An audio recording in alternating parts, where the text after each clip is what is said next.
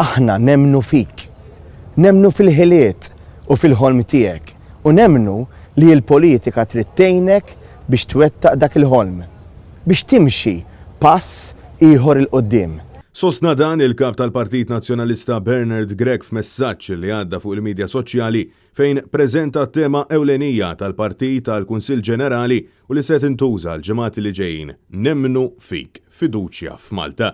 Bena Gregg insista li l-Partit Nazzjonalista jemmen fil-bżulija u fl-idejat tal-poplu li huma s-sisin tal-Gżejjer Maltin, filwaqt li sostna li l-politika trid tkun lodda li biha l-familja Maltija Wawċija tgħix aħjar.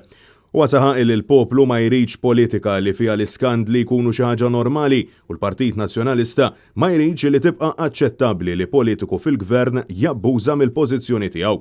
Bena Gregg insista li jinsab ċert li l-poplu Malti Wawċi ma jridx politika maħkuma minn nuqqasijiet ta' dawk li suppost huma il-protagonisti ta' żmienna. Jiena nemmen li l-politika trid terġa' ssir għodda li bija nwittu l-problemi li għandna.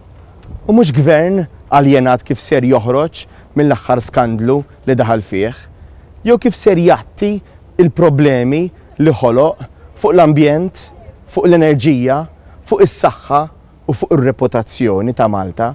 Il-kap tal-Partit Nazzjonalista saħaq illi l-Partit Nazzjonalista għandu fiduċja sħiħa fil-Maltin u l-Awċin.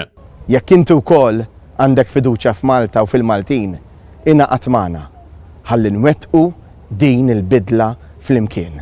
Francesco Catania, Net News.